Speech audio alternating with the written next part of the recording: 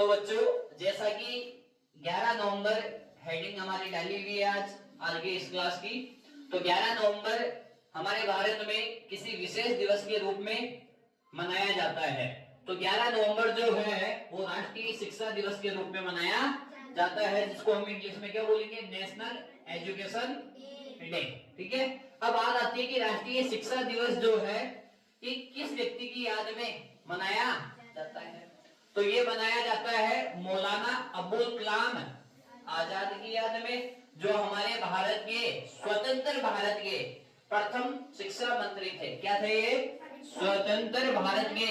स्वतंत्र भारत का मतलब जब हमारा भारत क्या हो गया था, आजाद, उसके प्रथम क्या थे, शिक्षा मंत्री। कौन थे? मौलाना अबुल कलाम आजाद। इनकी याद में प्रत्येक वर्ष भारत में कौन सा दिवस मनाया जाता है? राष्ट्रीय शिक्षा दिवस।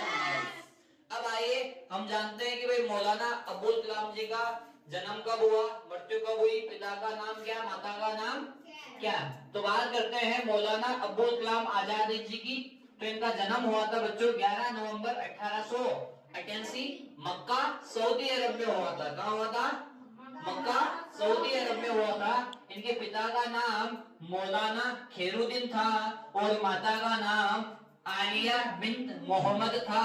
और इनकी जो मृत्यु हुई बच्चों वो 22 फरवरी 1958 को हो गई। कब हो गई? 22 फरवरी 1958 को। अब ये स्वतंत्र भारत के प्रथम क्या थे, शिक्षा मंत्री। तो ये कितने दिनों तक रहे, कितने समय तक रहे, उसके बारे में हम जान लेते हैं। वो कला है इनका कार्यकाल। तो इनका कार्यकाल शुरू हुआ था 15 अगस्त 1947 से लेकर 2 फरवरी और 1900, इसके ठीक 20 दिन बाद इनकी क्या हो गई, मृत्यु हो गई। अब इन्होंने शिक्षा के क्षेत्र में बहुत अच्छा कार्य किया होगा, है ना।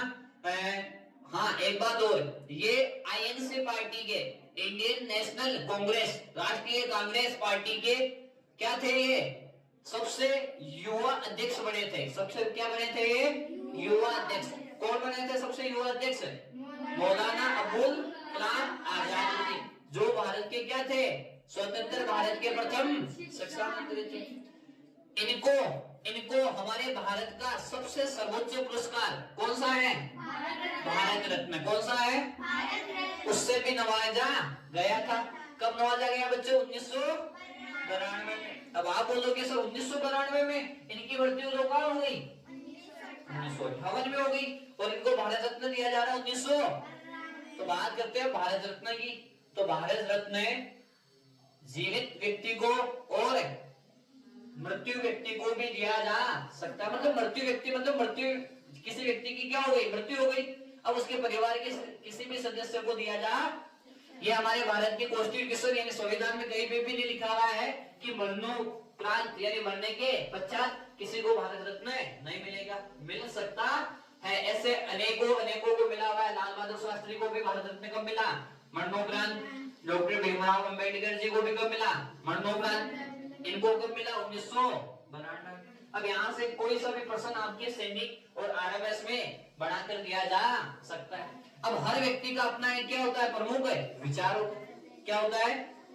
जैसे भीमराव अंबेडकर जी का क्या था प्रमुख विचार कि शिक्षा वह शेरनी का दूध है जो जितना पिएगा उतना। विवेकानंद जी का प्रमुख विचार क्या था? उठो जागो और तब तक मत रुको जब तक कि लक्ष्य की प्राप्ति। उसी प्रकार हमारे जो मौलाना अबुल कलाम आजाद जी थे, इनका भी एक प्रमुख विचार था। क्या प्रमुख विचार था? कि शिक्षा वह साधन है, कि शिक्षा वह साधन है जो अपनी भीतरी शक्तियों को पहचानती है। मतलब उसके माध्यम से हम हमारे भीतर छिपी शक्तियों को क्या करते हैं, पहचानते हैं और उन शक्तियों का प्रयोग हम हमारे राष्ट्र के निर्माण में लगाते हैं। ये हमारे स्वतंत्र भारत के प्रथम शिक्षा मंत्री मौलाना अबुल कलाम आजाद जी की क्या थे, प्रमुख विचार। मैं उम्मीद करता हूं कि आज की ये जो क्लास है आपको समझ में आई होगी। धन्यवाद।